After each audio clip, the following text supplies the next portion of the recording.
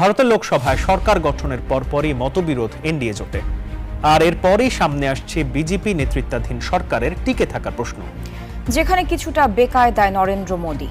ভারতে বিজেপি নেতৃত্বাধীন এনডিএ সরকারের পতন হতে পারে। এই শরিক দলগুলোর সঙ্গে মোদী সরকারের বিরোধের সূত্রপাত। প্রধানমন্ত্রীর পদ থেকে পদত্যাগ করতে যাচ্ছেন নরেন্দ্র মোদী। নরেন্দ্র মোদী ক্ষমতায় বেশি দিন স্থায়ী হবে না, এটা কিন্তু ইতিপূর্বেই যখন নরেন্দ্র মোদী সে বিভিন্ন দলের সাথে জোট করে জোটগতভাবে সরকার গঠন করেছে এবং সে প্রধানমন্ত্রী হয়েছে বা ক্ষমতায় আসছে, তখন কিন্তু যারা রাজনীতিবিদ, যারা বিশ্লেষক, তারা সকলেই বলেছিল যে নরেন্দ্র মোদী এবং তার দল তারা ক্ষমতায় বেশি দিন টিকতে পারবে না, তাদের ক্ষমতা এটা স্থায়ী হবে না। অবশেষে সেটাই কিন্তু বাস্তবে রূপ নিতে যাচ্ছে, কারণ তাদের নিজেদের মধ্যেই ভয়ঙ্কর এক ফাটল তৈরি হয়েছে এবং যার কারণে মূলত নরেন্দ্র মোদী সে এবং তার দল ক্ষমতা ছাড়তে বাধ্য হচ্ছে এবং নরেন্দ্র মোদী সে পদত্যাগ করতে বাধ্য হচ্ছে। এখন আসে নরেন্দ্র মোদীর দল বিজেপি, এবং নরেন্দ্র মোদী যদি পদত্যাগ করে ক্ষমতা ছেড়ে দেয়, তাহলে সেই ক্ষেত্রে ক্ষমতায় কারা আসবে? বর্তমানে পুরো ভারত জুড়ে সবথেকে বেশি জনপ্রিয় যেই দল সেটা হচ্ছে কংগ্রেস বা রাহুল সাহেবের যে পার্টিটা কংগ্রেস পার্টি, সেটা। অতএব তারাই তাহলে নতুন করে ভারতে ক্ষমতা আসতে যাচ্ছে। দর্শক, এ বিষয়ের কিছু অংশ ভিডিও শুরুতে শিরোনামে আপনারা দেখে এসেছেন, বিস্তারিত দেখবেন পুরো ভিডিও জুড়ে। এই বিষয়গুলো দেখার পূর্বে আপনাদের একটা অনুরোধ করব, যারা আমাদের চ্যানেলে নতুন আসছেন চ্যানেলটি সাবস্ক্রাইব করে অল ক্লিক করে বেল আইকনটি চালু করে দিবেন, এবং যারা পেজ থেকে দেখছেন পেজটিও লাইক ও ফলো দিয়ে রাখবেন, তাহলে নিত্য নতুন পরিবেশন করা আলোচিত সংবাদগুলো অটোমেটিকভাবে আপনারা পেয়ে যাবেন। দর্শক, চলুন আমরা দেখব যে কিভাবে নরেন্দ্র মোদীর পতন হচ্ছে এবং তার দল বিজেপির পতন হচ্ছে, কি কারণে তাদের ক্ষমতা স্থায়িত্ব হচ্ছে না, কি কারণে সে ক্ষমতা ছাড়তে বাধ্য হচ্ছে, এবং পাশাপাশি ভারতের রাজনীতিতে প্রিয়াঙ্কা গান্ধী সে নতুন করে যুক্ত হয়েছে, সে বিষয়টা নিয়েও ব্যাপকভাবে আলোচনা পর্যালোচনা চলতেছে। তো এই বিষয়গুলো আমরা একের পর এক দেখব। ধৈর্য ধরে একটা লাইক দিয়ে ভিডিওটি দেখতে থাকুন। বহু বছরের জল্পনা কল্পনার অবসান ঘটিয়ে ভারতের ভোটের রাজনীতিতে নাম লেখাতে যাচ্ছেন প্রিয়াঙ্কা গান্ধী। রাহুল গান্ধীর ছেড়ে দেওয়া ওয়েনাড আসন থেকে নির্বাচনের মাধ্যমে রাজনীতিতে নির্বাচনের ক্যারিয়ার শুরু করতে যাচ্ছেন তিনি। রাজীব গান্ধী ও সোনিয়া গান্ধীর কন্যা প্রিয়াঙ্কা গান্ধী অনেক আগেই রাজনীতিতে সক্রিয়। সর্বভারতীয় কংগ্রেস তথা এআইসিসির সাধারণ সম্পাদক হিসেবে তিনি উত্তরপ্রদেশের দায়িত্বে ছিলেন। তার সংসদীয় রাজনীতিতে আসা নিয়ে আলোচনা সমালোচনার কমতি ছিল না ভারতের রাজনীতি পাড়ায়, আর এবার সেটির অবসান হতে যাচ্ছে বলে মনে করা হচ্ছে। গত এক সপ্তাহ ধরেই প্রিয়াঙ্কার সংসদীয় রাজনীতিতে আত্মপ্রকাশের গুঞ্জন চলছিল। গত বৃহস্পতিবার সন্ধ্যায় নয়াদিল্লিতে সাংবাদিকদের সঙ্গে আলাপচারিতায় রাহুল গান্ধী বলেছিলেন, আমি আমার সিদ্ধান্ত নিয়ে ফেলেছি, আপনারা শিগগির জানতে পারবেন। রাহুলের সেই ইঙ্গিতই এবার সত্যি হলো। কংগ্রেসের একটি উচ্চ পর্যায়ের বৈঠকের পর প্রিয়াঙ্কার নির্বাচনে আসার কথা ঘোষণা করলেন দলের সভাপতি মল্লিকার্জুন খড়গে। কংগ্রেস দলের সভাপতি মল্লিকার্জুন খার্গে বলেন, দল সিদ্ধান্ত নিয়েছে যে রাহুল গান্ধীর রায়বেরেলি আসনে থাকা উচিত, কারণ এটি প্রজন্মের পর প্রজন্ম ধরে তার ও তার পরিবারের ঘনিষ্ঠ।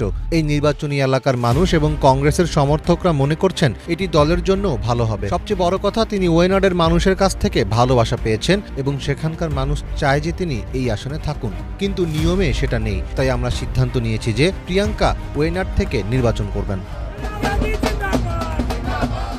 এবারের ভারতের জাতীয় নির্বাচনে কেরালার ওয়েনাড ও উত্তরপ্রদেশের রায়বেরেলি আসন থেকে নির্বাচন করেছিলেন কংগ্রেসের সবচেয়ে গুরুত্বপূর্ণ নেতা রাহুল গান্ধী।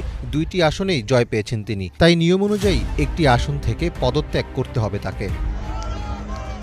ফলাফল ঘোষণার পর থেকেই রাহুল গান্ধী কোন আসন রাখবেন আর কোনটি ছাড়বেন এ নিয়ে নানা রকম জল্পনা ছিল। এছাড়াও রাহুলের ছেড়ে দেওয়া আসনে কে নির্বাচন করবেন তা নিয়েও ছিল বিশেষ আগ্রহ। তবে শেষ পর্যন্ত ওয়েনাডের আসনটি ছেড়ে দেওয়ার চূড়ান্ত সিদ্ধান্ত নিলেন রাহুল। আর ইতোমধ্যে এই আসনটিতে প্রিয়াঙ্কাকে নির্বাচিত করে লোকসভায় নিয়ে যাওয়ার জন্য তোড়জোড় শুরু করেছে কংগ্রেস পার্টি। অন্যদিকে রায়বেরেলিতে এবার রেকর্ড ভোটে জয়ী হয়েছেন রাহুল। এই আসনে 2019 সাল পর্যন্ত সংসদ সদস্য ছিলেন তার মা সোনিয়া গান্ধী। তারও আগে রায়বেরেলি থেকে কংগ্রেসের সংসদ সদস্য ছিলেন রাহুলের দাদি সাবেক প্রধানমন্ত্রী ইন্দিরা গান্ধী। কংগ্রেসের এই পুরনো ঘাঁটিতে বিজেপির প্রার্থীকে প্রায় 4 লাখ ভোটে হারিয়েছেন রাহুল। ভারতের লোকসভায় সরকার গঠনের পরপরই মতবিরোধ এনডিএ জোটে, আর এরপরই সামনে আসছে বিজেপি নেতৃত্বাধীন সরকারের টিকে থাকার প্রশ্ন, যেখানে কিছুটা বেকায়দায় নরেন্দ্র মোদী। আর বিজেপি সরকার টেকাতে না পারলে সেটি হবে ভারতের জন্য গুরুত্বপূর্ণ অধ্যায়। ভারতের লোকসভা নির্বাচনের পর তৃতীয়বারের মতো সরকার গঠন করেছে বিজেপি নেতৃত্বাধীন এনডিএ জোট।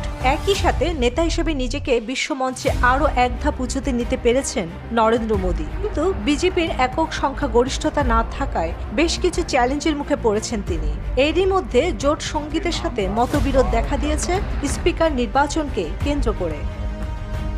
অন্যদিকে ভারতের রাজনীতি বিশ্লেষকরা বলছেন, বিজেপির সাংগঠনিক ভিত্তি আরএসএস এবং আদিত্যনাথ যোগীর সাথে দূরত্ব বাড়ায় সংখ্যাগরিষ্ঠতা হারিয়েছে দলটি। মোদী সরকারের পতন যে কোনো সময় হতে পারে বলে মন্তব্য করেছেন কংগ্রেস সভাপতি মল্লিকার্জুন খাড়গে। चंद्रबाबू नायडू ने मांगे हैं वो ऐसे मंत्रालय हैं कि जिससे अगर वो मंत्रालय उनके पास आ जाएंगे तो ये फंस जाएंगे। এমন পরিস্থিতিতে দেশটির রাজনীতি বিশ্লেষকরা বলছেন, জোট সরকার ভারতে বিজেপি নেতৃত্বাধীন এনডিএ সরকারের পতন হতে পারে বলে মন্তব্য করেছেন কংগ্রেস নেতা রাহুল গান্ধী। খুব শিগগিরই শরিক দলগুলোর সঙ্গে মোদী সরকারের বিরোধের সূত্রপাত হবে বলেও জানান তিনি। এনডিএর লোকজন তাদের সঙ্গে যোগাযোগ রাখছেন বলেও জানান রাহুল। ফিনান্সিয়াল টাইমসকে দেয়া এক সাক্ষাৎকারে এসব কথা বলেন তিনি। ভারতে এবার 18তম লোকসভা নির্বাচনে একক সংখ্যাগরিষ্ঠতা পায়নি নরেন্দ্র মোদীর বিজেপি। চন্দ্রবাবু নাইডু এবং নীতিশ কুমারের মতো শরিকদের উপর নির্ভর করে সরকার গঠন করতে হয়েছে তাকে। এবার এই নির্বাচন এবং এনডিএ সরকার নিয়ে যুক্তরাজ্য ভিত্তিক সংবাদ মাধ্যম ফিনান্সিয়াল টাইমসকে সাক্ষাৎকার দিলেন কংগ্রেস নেতা রাহুল গান্ধী। বিজেপি নেতৃত্বাধীন এনডিএ সরকার নিয়ে করেন বিস্ফোরক মন্তব্য। রাহুল বলেন, পতন হতে পারে বিজেপি নেতৃত্বাধীন এনডিএ সরকারের, কারণ মোদী সরকার একটি ভঙ্গুর অবস্থায় রয়েছে। তাই খুব ছোট একটা সমস্যা হলেই সরকার পড়ে যেতে পারে। মোদীর এনডিএর লোকজন তাদের সঙ্গে যোগাযোগ রাখছেন বলেও দাবি করেন রাহুল। তবে এনডিএ জোটের কে কে কংগ্রেসের সাথে যোগাযোগ করেছে সে বিষয়ে বিস্তারিত কিছু জানাননি তিনি। সাক্ষাৎকারে রাহুল দাবি করেন, লোকসভা ভোটের অপ্রত্যাশিত ফলাফলের পর ভারতের রাজনৈতিক পরিমণ্ডল একটি টেকটনিক পরিবর্তনের মধ্য দিয়ে গেছে। এর ফলে প্রধানমন্ত্রী মোদীর সরকার টিকে থাকার জন্য সংগ্রাম করবে, কারণ কোনো একটি দল এপাশ থেকে ওপাশে গেলেই সরকার পড়ে যেতে পারে। রাহুল আরও বলেন, এবারের ভোটে জনগণ বিজেপির বিভাজন নীতির বিরুদ্ধে রায় দিয়েছে। এদিকে ভারতীয় রাজনৈতিক বিশ্লেষকদের মতে 1 দশকের মধ্যে মোদীর বর্তমান সরকারের অবস্থান নড়বড়ে হবে। ক্ষমতায় টিকে থাকতে বিজেপিকে নির্ভর করতে হবে ছোট মিত্র দলগুলোর উপর। দর্শক, এই বিষয়গুলো আপনারা দেখলেন। তো এই যে কংগ্রেসের নেতা রাহুল গান্ধী, তিনি যেই ভবিষ্যৎবাণী করেছেন এবং তিনি মূলত বিজেপি এবং নরেন্দ্র মোদীর দলের অভ্যন্তরীণে কি চলছে সেটা তিনি মোটামুটি খোঁজখবর রাখছেন এবং রাখবেন, এটাই স্বাভাবিক। এবং রাহুল গান্ধী তিনি কিন্তু অত্যন্ত সচেতন একজন মানুষ। তো সে কারণেই কিন্তু তিনি যেই ভবিষ্যৎবাণীটা দিয়েছেন এটা তিনি বুঝে শুনে দিয়েছেন, এটাই কিন্তু যারা বিশ্লেষক তারা মনে করতেছে। এবং বাংলাদেশের বাংলাদেশের জাতীয় যে মিডিয়াগুলো আছে সেই মিডিয়াগুলো সহ ভারতবর্ষের মিডিয়াও কিন্তু এই বিষয়টা প্রকাশ করতেছে এবং বলতেছে যে রাহুল গান্ধী এই কথাটা বলেছে, তার মানে নিশ্চয়ই এই কথাটার পিছনে তার যুক্তিসঙ্গত কোনো কারণ সে দেখেছে রয়েছে, বিধায় তিনি এই কথা বলেছেন।